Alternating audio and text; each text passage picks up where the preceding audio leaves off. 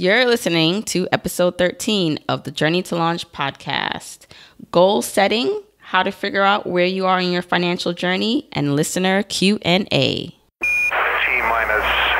seconds. Welcome to the Journey to Launch podcast with your host, Jamila Souffrant. As a money expert who walks her talk, she helps brave journeyers like you get out of debt, save, invest, and build real wealth. Join her on the journey to launch to financial freedom in 5, 4, 3, 2, 1.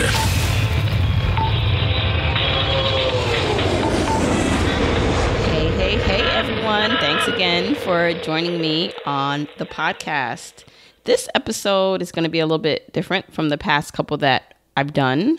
I'm going to do a solo episode because it's been a while since I've just gotten on the mic and spoken to you guys. I figured I'll try a little different format. So here's what we're going to get into today. I am going to talk a little bit about fourth quarter goals because I'm recording this on actually Sunday, October 1st. You'll be hearing this on October 4th if you're listening live.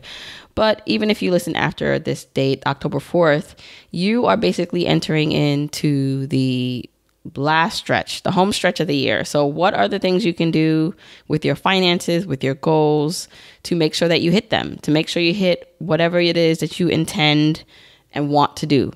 So we're going to talk a little bit about that. Then I want to talk a little bit about where you are on your financial journey, because it's quite possible that you are somewhere totally different than the next person that's listening. Obviously, we all have our different starting points. And because the podcast and because the Journey to Launch in general, I cover a lot of topics, I wanted to just discuss where you are in your financial journey. So that way, when you listen to certain things and when I come out with things in the future, you kind of have an idea of where you fall on that spectrum. And then I'm going to do something I think is pretty exciting. I'm going to talk to you guys directly. So I actually have a voicemail where you guys can call in and leave messages and ask questions. And I got 2 questions that I want to answer on the podcast today, on this episode. And so we're going to get into that in a bit. So this is episode 13. And if you want the show notes for anything I discuss, you can go to journeytolaunch.com/episode 13. And again, as I always say, thank you so much for listening. I really appreciate the support and the feedback. I always tell you guys this every week because it really matters. It really means a lot to me that you guys are giving me all these great comments. So whether it's a DM, whether it's in the Facebook group, whether it's on my Instagram page or Twitter, trust me, I read everything and I respond to pretty much everything.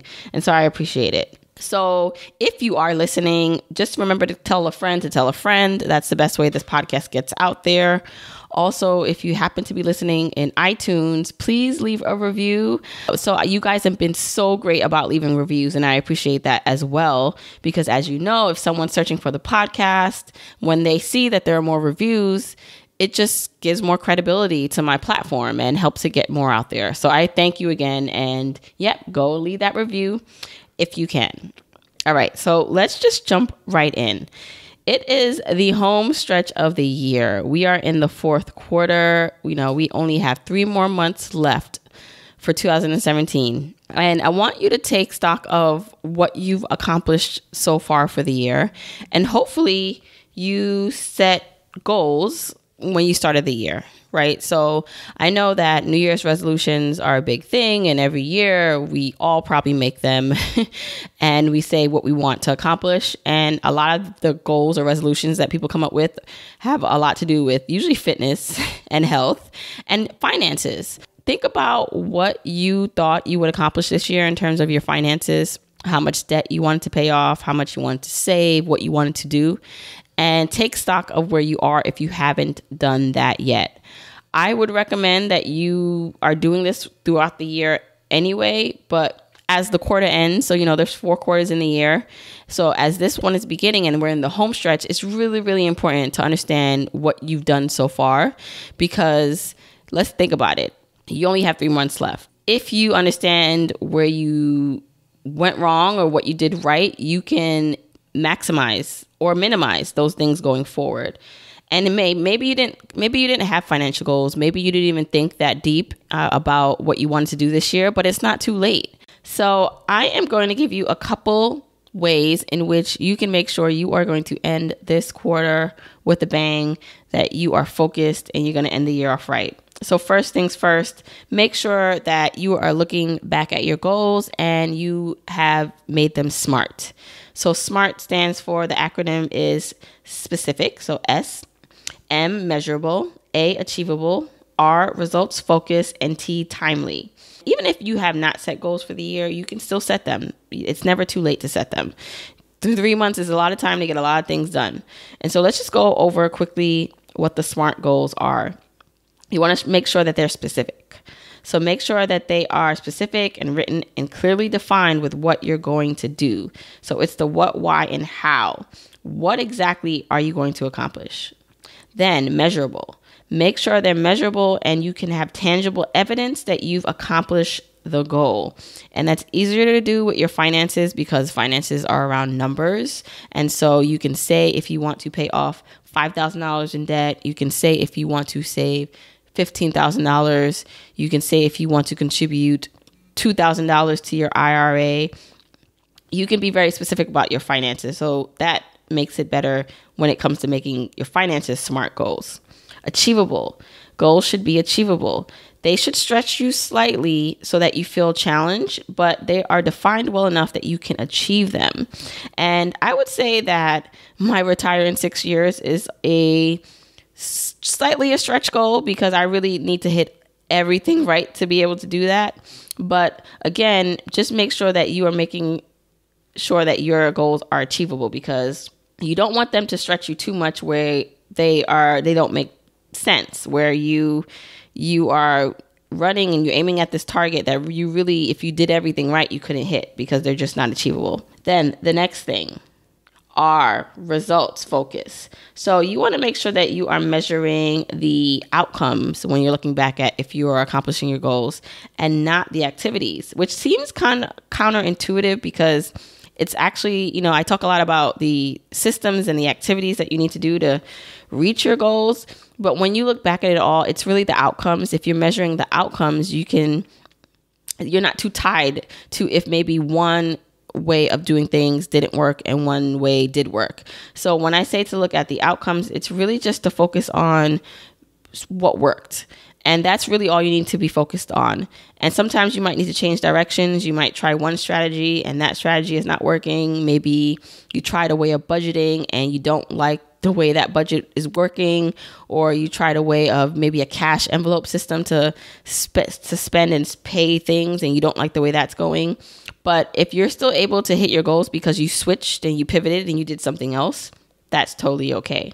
Next letter, T, timely. So you want to make sure they are timely. And with this, it's great that we're talking about this at the end of the year because we are talking about what you want to accomplish in the next 3 months.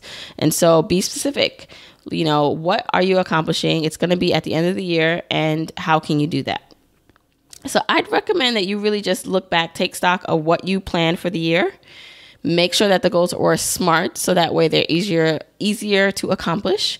And like I said before, if you did not set your goals, it's okay. You can set them now and you can make them SMART. My next tip for ending the year strong with your finances is to look at the wealth formula.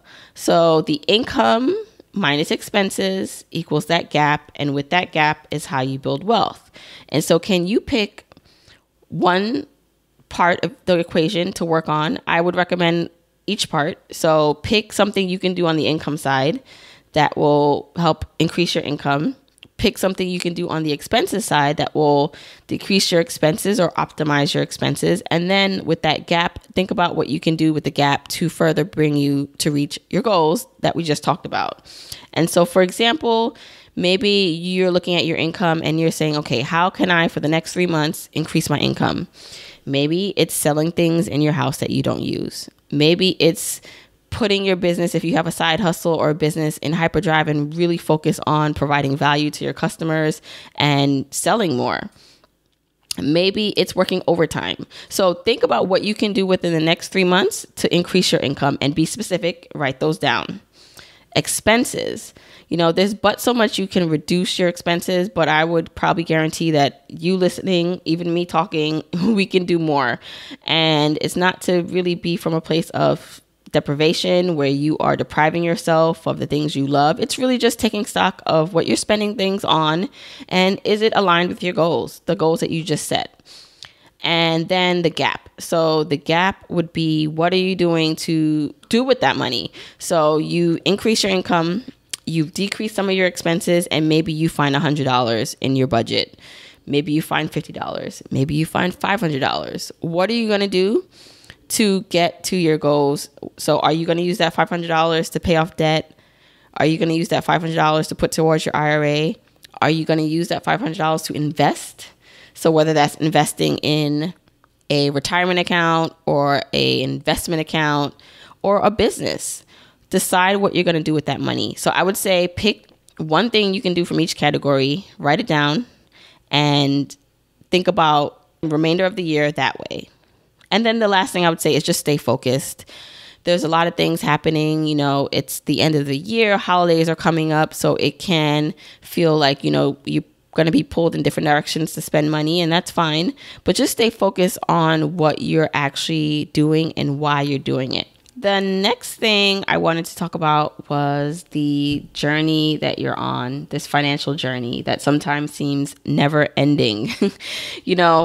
There are different stages in which in the Journey to Launch framework you can be. There are 3 stages I like to group people in. There is the beginner journeyer, there is the intermediate journeyer, and there is the advanced journeyer. And I sometimes struggle with how I can properly communicate my story, but provide realistic advice and tips and just resources that can apply to you where you are, which is why I decided to start to just think about my journeyers in that way, in just the different buckets. Because I haven't reached the promised land of financial independence just yet, but I feel like, I'm on my way. And so some of the strategies I talk about might not be relatable to you at this point, but that's what you're aiming for. You want to be debt free. And on the other end of the spectrum, maybe you're already debt free. Maybe you don't even have a mortgage and you're already retired and you're listening to this. And so as you can see, there's a wide spectrum of where you can be on the journey. And that's okay, because the one thing we do have in common is that we just want to optimize our finances. We want to live our best life, and we don't want to be controlled by a paycheck. And so I just wanted to break down what each journeyer point is and what you may be feeling on each one. And if you can identify with one more than the other, it actually would probably, it's good, because I'm going to eventually start coming out with resources and products and services geared towards specific journeyer levels. And it actually goes back to what we just talked about when we were talking about finishing the year off with a bang and setting goals and trying to figure out what you should do, right? So part of my task is I want to make early retirement possible. I want to make financial freedom possible for myself. And part of the way that I'm doing that is Journey to Launch. Now, it's not profitable yet. I don't really sell anything at this point. I do offer coaching, which it's funny because I have not talked about that at all on the podcast, because my time is so limited that I already have a couple clients, and I've had clients in the past, and it's a great, I love talking one-on-one with people, but it is time consuming and I don't have that many spots open. But I do offer coaching, and when spots open up, which they will be opening up soon, I will let you guys know if you want to be coached by me one-on-one. And so coaching is one of the ways that I was making a little income, but it still doesn't cover the expenses that it takes to run Journey to Launch. And so I figured I needed to get more serious, more focused on how I can really turn Journey to Launch into a business. And I'm very careful about how to do that, because I want to make sure I'm providing value. So whatever it is that I come out with, whether that's my coaching services, whether that's a course or anything, a masterclass, I want to make sure that it is providing value and it is something that is going to be impactful to your lives, which is why it's taking me so long to come up with something. And I'm not in a rush, but I realize that I do need to be more focused on it if I'm going to keep doing Journey to Launch, because it does cost money to do this, to run the site, to run the podcast, to do everything that I'm doing.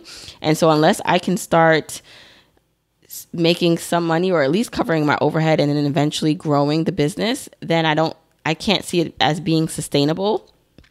And so that's one of my focuses for the remainder of the quarter. When I say that I am thinking about how to talk better, how to provide better services to you, depending on where you are in your journey, I think it's important because not only does it let you understand where you are, but then it helps me figure out, okay, what can I do? What can I give you that's going to help you, that's going to progress you to the next level? And so let's just quickly go through each journeyer point. And so the first one is the beginner journeyer.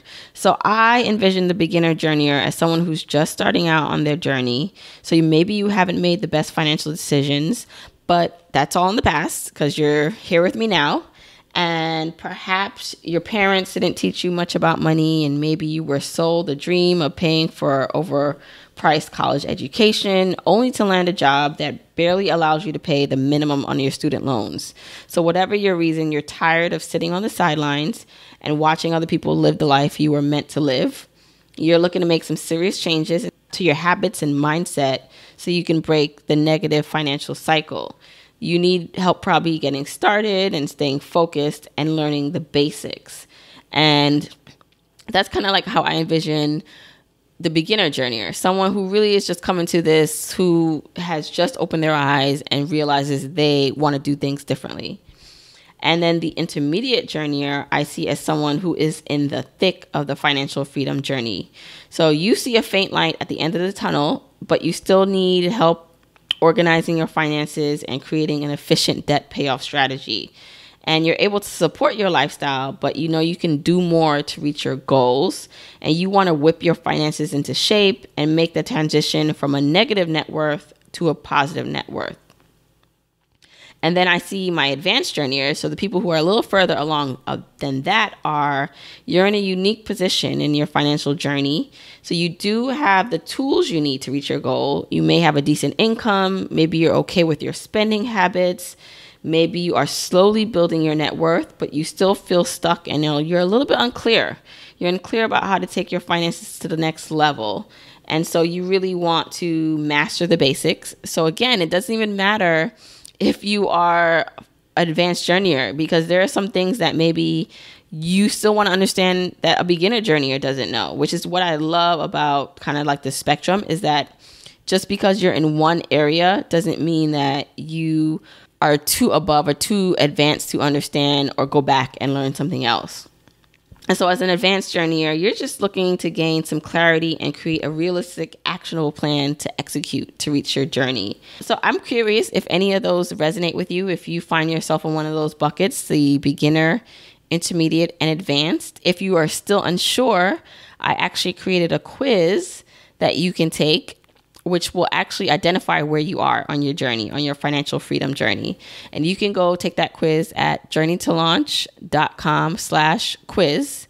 If you go there, you'll be able to figure out, after you take the quiz, like after you answer the questions, where you are. And it's a short quiz. I believe it's like 8 to 10 questions, and you'll finish it in a few minutes, but it will identify where you are. And then based on where you are, it will kind of just give you maybe some of my resources that I have or that I'm thinking of coming out with that you can look at. And so that's kind of the basis of the financial freedom journey and how I want to break up the content. And so I don't want you to get discouraged if you're a beginner or intermediate journeyer. And if you're an advanced journeyer, it still doesn't mean you know everything. There's still more things to learn. And I hope that the podcast is helping you do that. Okay, and so on to answering the questions that I got in the voicemail. So let's start. First, we are going to start with Anna. Let's listen to Anna's voice message. Hey, Jamila, it's Anna. I just wanted to leave a little recording for your podcast. I had a question for you. My husband and I are planning on moving from California to Nashville next year. So we have set a big goal of trying to save $20,000. to help with moving costs and a deposit on a new apartment and all of that kind of stuff. The thing is, I am also pregnant, expecting our second child, and I have been working my booty off trying to save this $20,000, not only through budgeting, but also picking up more work. And I'm tired. I already have a toddler and I'm pregnant and I'm tired. Yesterday, I received in the mail, one of my former employees wants to pay out a pension. They want to pay out about $14,000, and that would basically get us very, very close to our $20,000 goal. My question is, do I take the money now, which would require me to pay a 30% tax on it, and I think maybe in addition a 10% fee for taking it out early because it's a retirement account, or do I roll it into a Roth IRA or another IRA retirement account and keep the money there? So let me know what you think, and I look forward to hearing more from you on the podcast. Thanks. Bye. Hey, Anna. So first of all, congratulations on your soon-to-be baby. And yes, I know it really must be hard chasing around a toddler. And then it sounds like you also work at home or work for yourself. And that can't be easy. And I know your energy is drained. But I would recommend that you actually keep the money in a qualified retirement account. So you can roll that $14,000 from your pension into an IRA. And then from the IRA, if you choose to, you can roll it into a Roth IRA, or you can directly roll it into a Roth IRA. It depends on the tax consequences that you want to take, because once you convert that pre-tax money, because your pension is pre-tax money, if you convert it into a traditional IRA, that's still pre-tax money, so you don't have to pay anything if it's a qualified plan. Or if you convert it into a Roth IRA, it's actually post-tax, so you would probably have to pay, you would have to pay taxes on the $14,000 that you convert.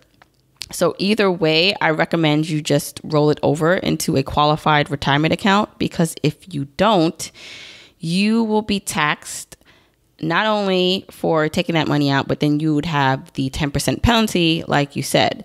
So typically, companies, so your employer, your old employer, would need to just hold 20% of the money that they're going to give you off the top for federal taxes. So right away, 20% you're not going to see from the $14,000. And then they also hold 10% for the tax penalty. And so that's about 30% that you will not see right away. So it's about $4,200 of the $14,000 that you will not see. And that actually can increase depending on what your marginal tax rate is. So depending on what you get taxed at, maybe you're in a 25% tax bracket, your marginal rate, or 30%, you're going to get taxed additionally, whatever your company did not hold back on. And furthermore, if you work or live in a state that has taxes, you're going to have to pay state taxes. So as you can see, that $14,000 can dwindle pretty quickly, and you're not going to get the full benefit. And so I know that you guys are saving for a cross-country move. So kudos to you for thinking ahead and planning for that. But I'd really, really suggest that you do not take this pension buyout. I know that it is very, very tempting, but it will not be worth it in the end. And actually, think about it. If you kept that $14,000 in a qualified, say, IRA or a retirement account and let it just sit there, so you don't even contribute to it anymore, you let it sit there and grow, in 30 years, assuming a 6% rate, that money can grow to about $80,000 at a 6% rate, assuming that. And so as you can see, like getting less than the $14,000 back, so the $14,000 minus the $4,200 gives you a little bit under $10,000. Plus, if you have extra fees and taxes taken out, it's going to be even less than that. You can end up with some cash right now, but if you leave it in there, you let it grow, even if you don't touch it again, you can have up to almost $80,000 in 30 years. And so I'd recommend that you roll it over and fight that temptation. And if you have to maybe see if you can reduce that budget, that moving budget, or maybe find other ways to increase the income where you're not going to be as stressed. But I really think that you can find a better way to not touch that money. So I hope that answers your question. Thank you so much for leaving your voicemail. Okay, this next voicemail is from Amber, who has a question about law school and the financial considerations on attending. Hi, Jamila. My name is Amber, and I'm a 22-year-old recent college graduate whose family gave lots of love but had little to offer in the areas of personal finance and wise money decisions. I've been working full-time for almost a year now, and during these 10 short months, I've made some significant discoveries about myself. The most notable is that I am not interested in working for someone for the rest of my life, or even for the next 20 years. Thanks to your podcast, I now have a better understanding of what it means to be financially independent, and I've begun taking small steps like starting an emergency fund and contributing as much as I can to my savings. My dilemma, however, is that I'm currently applying for law school, and I know that a legal education does not usually come without significant debt, and my income will be effectively non-existent for 3 years. I've decided that a legal education will help me to pursue my passions, but I'm conflicted about the financial situation I will be in at the end of my education. I would love to hear any advice you could offer for a beginning journeyer like me. I love your show, and the resources you offer are invaluable. Please keep it going. And thanks in advance. Hi, Amber. First of all, let me say you have a lovely, soothing voice. Sounds like you were made for radio or a podcast. But to get to your point, so I thought your question was really good, and I actually reached out to a couple of law friends, one virtually and one in real life, because I figured I needed some feedback from people who've actually been in your situation. Like, these are two lawyers that went to law school, are on different paths, but they have that debt that you are talking about. And so they actually had some interesting points. The first lawyer that I spoke to, or I messaged about it, was Art Steele. She has the Legal Ease podcast. And she talked about making sure you knew like why you were going. And so I know you said that you want to reach financial freedom and you don't want to work for anyone. And so I would just say, make sure you know why you're going to law school. Like, what do you want to do with that degree? Is your goal to really maximize your income and work really, really hard for 10, 20 years and then retire? So are you going to work at a firm? Do you eventually want to open your own practice? But I would really just think about like why you want to go to law school and then what you're going to actually do with your degree. And I reached out to another friend who is a lawyer, went to law school, and she had some great points. You know, she said to go where gives you money.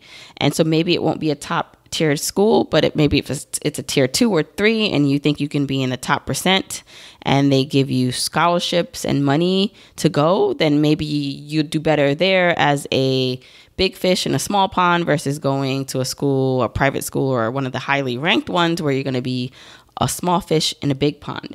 So I think overall, both had some like great tips in terms of really understanding why you're doing it, really thinking about the debt and what you're going to do. And so I would just think about that a bit more, really understand like why you're going. My friend Andrea also mentioned that there's something called an LLM degree, where it's not as it's not a law degree, but you can still get some of the benefits of a law degree or go into certain industries or specialties with that LLM, and it won't be as expensive. So just make sure you're doing your research. I'd also advise you to talk to actual lawyers who are in the field. So if you kind of know the law you want to practice and the school you might want to go to, reach out to people, alumni, reach out to people who are in the field and ask them what their lifestyle is like. Ask them about their debt. Really do as much research as you can, because sometimes these law educations are as big as a mortgage, or even bigger. And while your income potential can be high, it's going to be a lot of work, and you're going to have to really, really stick with it if you're going to pay it off. So I definitely like that you are thinking ahead before you make such a decision, but just think a bit further, and kudos to you for definitely wanting to raise your finances, to raise your financial profile, and to do something different from what I'm assuming, like what your family did. So I think that's kudos to you. But again, just make sure you do your research, because that's a ton of debt you do not want to be buried under, especially if you find out maybe after a while that you're just not into it or it's not something you want to do. So take your time and don't rush into it. And I hope that helps. Thanks again, Amber. So there you have it. That was episode 13. I want to thank Anna and Amber for calling in and asking their questions. If you have questions that you'd like me to answer on the podcast, you can leave that at journeytolaunch.com/voicemail. I'd be happy to listen, to play your question on air and answer your question. Also, if you want to take that quiz that I mentioned earlier to see where you are on your financial journey, you can go to journeytolaunch.com/quiz. And are you ready for one more direction? How many things do I tell you guys to do like in this podcast? Like a million. Okay. But this one is, if you want to get any of the show notes, if you want to if anything I mentioned you want to follow up on, you can go to journeytolaunch.com/episode 13. And as I always end the show, if you are enjoying it, please rate, review, and subscribe on whatever podcasting app you're listening to. And if you're listening in iTunes, please leave that review. All right. Speak to you next week.